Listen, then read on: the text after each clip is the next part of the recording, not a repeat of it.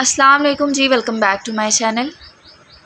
आज का हमारा मॉड्यूल है मॉड्यूल 27। इसमें हमने नेगोशिएशन सिखाने के लिए लर्नर ट्रेनिंग जो है ना उसके ऊपर बहस करनी है। ठीक है, तो बहुत सिंपल, बहुत इजी सा हमारा ये मॉड्यूल है, इतना ज़्यादा डिफ़िकल्ट नहीं है। स्टार्ट करते हैं हम अपने फर्स्ट और मेन टॉपिक से।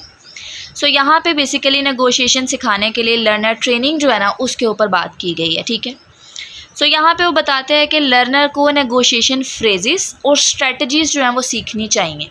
ठीक है, नेगोशिएशन के लिए कुछ फ्रेजेस और कुछ स्ट्रेटजीज़ जो है ना वो लर्नर को सीखनी चाहिए। जैसे कि कुछ लाइंस होती हैं, कुड यू रिपीट दैट। आप एक दूसरे के साथ बातचीत कर रहे हैं, आपको मतलब समझ नहीं आया या आपको आवाज़ नहीं आई, तो आप कह सकते हैं कि कुड यू रिपीट दैट। ठीक है, उसके अलावा सेकेंड पॉइंट वो बताते हैं कि एंडरसन और लाइन जो है उसने क्या बताया, उसने बताया कि अगर स्टूडेंट को ट्रेनिंग मिले, जैसे कि कैसे क्वेश्चन पूछने हैं, क्लैरिफाई लेना है, ठीक है, तो वो नेगोशिएशन को ज़्यादा और बेहतर तरीके से कर सकता है। ठीक है, तो ये बेसिकली एंडरसन और लाइंस जो है उसने अपना पॉइंट ऑफ व्यू दिया। ठीक है, और ये भी इंपॉर्टेंट है। नेक्स्ट हमारे पास यहाँ पे क्लैनल जो है उसके अकॉर्डिंग आ जाता है। उसने 3 स्टेप प्रोसेस हमें बताए हैं। ठीक है, जो कि लर्नर को हेल्प करते हैं अवेयर रहने में about linguistic and socio linguistic features, जब भी वो किसी इंटरेक्टिव स्पोकन लैंग्वेज को यूज़ कर रहा है किसी भी इंटरव्यू में। ठीक है, तो आप समझ लें कि यहाँ पे उसने इंटरव्यू बेस्ड एक तरह से 3 स्टेप प्रोसेस हमें दिया है।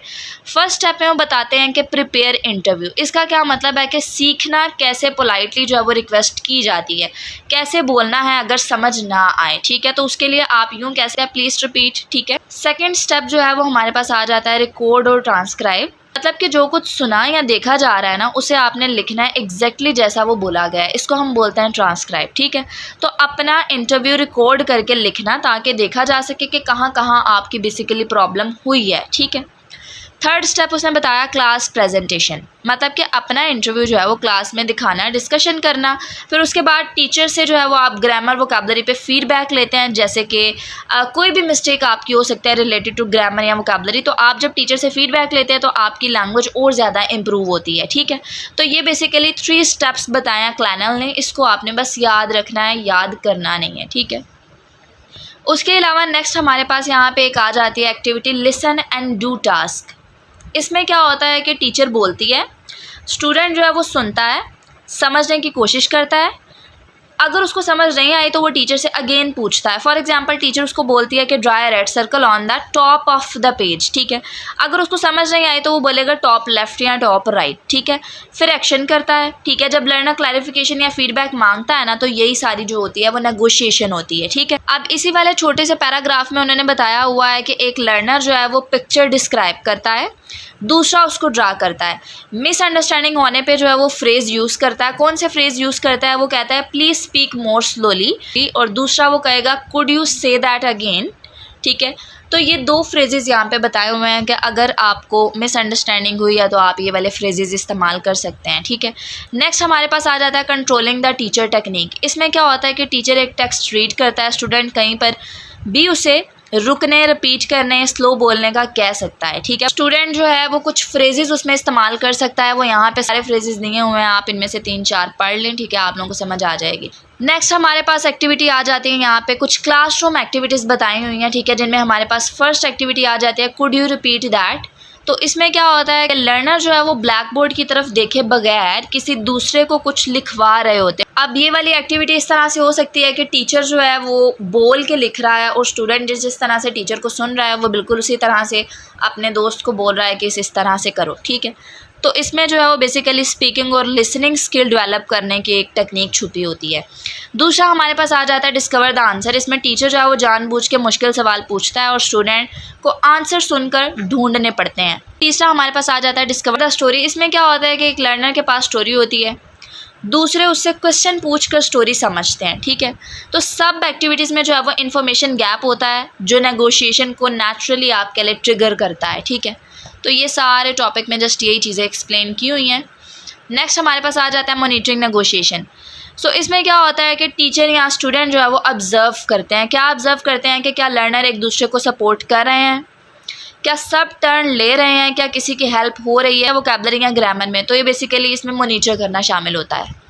अगर इन सारी एक्टिविटीज़ में, इन सब चीज़ों में जो है वो सपोर्ट कम होना, तो क्या किया जाए, रोल्स जो होते हैं वो साइन किए जाते हैं, कोई टर्न लेना इंश्योर करे, कोई अप्रिशिएट करे वगैरह वगैरह। उसके अलावा टास्क रीडिज़ाइन करना शामिल होता है, जैसे कि रैंकिंग, इन्फॉर्मेशन गैप ऐड करो, वो सारी चीज़ें। उसके अलावा ग्रुप्स को रीअरेंज किया जा सकता है, जैसे कि सेम लेवल लर्नर्स को एक ग्रुप में कर दिया है, डिफरेंट लेवल को एक ग्रुप में कर दिया है। तो इस तरह की आप जो है वो कुछ चेंजिंग्स कर सकते हैं, ठीक है। नेक्स्ट हमारे पास आ जाता है learning through non negotiated interaction. इसमें क्या होता है, इसमें लर्नर बिना डायरेक्टली पूछे या क्लैरिफाई किए जो है वो खुद से या कॉन्टेक्स्ट जो है ना उससे समझने की कोशिश करता है, ठीक है। मतलब कि आप यूँ कह लें कि कोई सवाल नहीं पूछता, कोई रिपीट प्लीज़ या व्हाट डू यू मीन नहीं कहता वो, ठीक है। बस बात सुनकर जो है वो गेस करता है और उसको आगे से रिस्पॉन्स देता है, ठीक है। इसी को जो है बेसिकली हम नॉन नेगोशिएटेड इंटरेक्शन बोलते हैं, ठीक है। अब इसमें एक एक्टिविटी दी हुई है, फाइंड द डिफरेंसेस एक्टिविटी, ठीक है। तो इसमें क्या होता है कि दोनों लर्नर के पास जो है वो सिमिलर पिक्चर होती है, वो बोल कर फाइंड करते हैं कि क्या डिफरेंसेस हैं विदाउट शोइंग पिक्चर। सिंपली अगर मैं बताऊं तो मतलब कहने का कि दो लर्नर के पास सिमिलर पिक्चर्स हैं, वो एक दूसरे से बात करते हैं, मेरे वाले पे जो है वो ट्री राइट साइड पे है, मेरी में जो है वो ट्री लेफ़्ट साइड पे है, तो वो पिक्चर नहीं दिखाते, सिर्फ सुनकर डिफरेंसेस वगैरह को गेस करते हैं। तो यहाँ पे नेगोशिएशन नहीं हो रही, ना क्लैरिफिकेशन ना करेक्शन, बस एक नेचुरल कन्वर्सेशन से जो है वो लर्निंग हो रही है। और ये टास्क जो है वो नेचुरली लैंग्वेज और वोकैबुलरी यूज़ करने पे जो है मजबूर करते हैं बेसिकली, ठीक है। तो ये टॉपिक में बताया हुआ, ये इंपॉर्टेंट टॉपिक है, इसको ज़रा आपने थोड़ी अटेंशन दे के पढ़ना है, ठीक है। उसके अलावा लास्ट टॉपिक इस लेसन का हमारे पास आ जाता है monitoring learners beginning to speak. इसमें क्या होता है, जब लर्नर्स बोलते नहीं है, रिलक्टेंस टू स्पीक, मतलब कि जब किसी काम को करने का उनका इरादा नहीं होता लेकिन उन्हें मजबूरन आपके लिए करना पड़ रहा होता है। तो हर एक लर्नर जो है उसके डिफरेंट रीजंस हो सकते हैं, ठीक है। वो यहाँ पे बताए हुए हैं कि इनएडिक्वेट वोकैबुलरी, उसके अलावा लैक ऑफ फ्लुएंसी, ठीक है, शाइनेस हो सकती है। तो ये डिफरेंट रीज़न होते हैं और हर एक लर्नर के जो है आप कह लें वेरी करते हैं। अब इसका उन्होंने सॉल्यूशन क्या बताया हुआ है कि छोटे ग्रुप में उन्हें बोलने का मौका दें, बहुत सारे इंकरेजमेंट और सपोर्ट दें उन्हें, जो कि बहुत ज़्यादा ज़रूरी है और ज़्यादातर नहीं दी जाती। और आहिस्ता आहिस्ता से क्या करें कि आप उनको फुल क्लास में बोलने का मौका भी दें, ताकि उनका जो कॉन्फिडेंस है वो और ज़्यादा इंक्रीज़ हो, ठीक है। उसके अलावा यहाँ पे एक लाइन लिखी हुई है कि आप वोकैबुलरी ऑफ 1000 वर्ड, तो मतलब सिर्फ 1000 वर्ड की वोकैबुलरी से आप अच्छी स्पीकिंग जो है वो कर सकते हैं। तो यहाँ पे हमारा लेसन जो है वो कंप्लीट होता है। जो इंपॉर्टेंट चीज़ें थी वो मैंने सारी आपको अच्छे से एक्सप्लेन कर दी हैं। आई डोंट थिंक सो कि कुछ रहता है। अगर फिर भी आप लोगों को कोई कन्फ्यूजन हो, आप लोग कमेंट सेक्शन में पूछ सकते हैं। अगर लेक्चर अच्छा लगा है तो मुझे दुआ में याद रखिएगा। Don't forget to like share and hit the bell icon. Allah हाफिज़।